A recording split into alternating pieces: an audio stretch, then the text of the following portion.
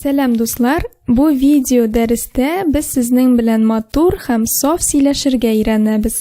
Bugungi kunda zor problema tatarcha сөйләшкәндә яисә язышканда rus сүзләрен кыстыру. Әлеге гадәттән арыну өчен мин сезгә кайсы бер еш русча куллана торган сүзләрнең тәрҗемәсен бирәм. Аларны истә калдырыйк һәм сөйләмебездә кулланыйк.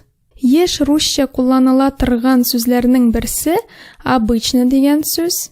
Мәсәлән, обычно мин иртә торам. Дөрес варианты гадәттә була.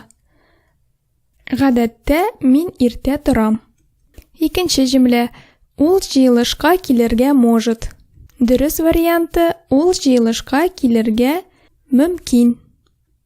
Өченче җөмлә вакытны точно әйтә алмыйм.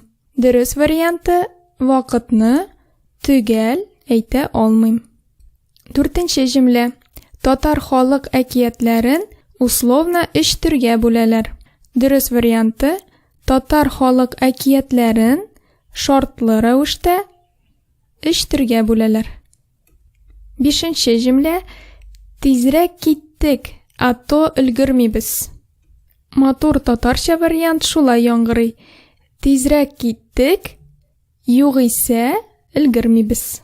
Алдагы еш русча кулланыла торган сүзләрнең берсе даже дигән сүз. Мәсәлән, уйнарга даже баян да юк.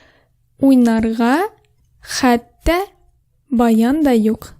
Җиденче җөмлә. Короче говоря, ул бүген эшкә бармаячак. Бу җөмләнең дөрес варианты шулай яңгырый. Кыскасы, ул бүген эшкә бармаячак. 8нче җөмлә. Мин кибеткә бармам, наверное. Татарлар мин кибеткә бармам, мөгаен дип сөйләшәләр. 9нчы җөмлә. Может ул безне ишетмидер. Может дигән сүзне татарча бәлки дип әйтәбез. Бәлки ул безне ишетмидер. Һәм соңгы 10нчы җөмлә. Гөлия тоже имтиханын тапшырмады. Җөмләнең дөрес варианты шулай була.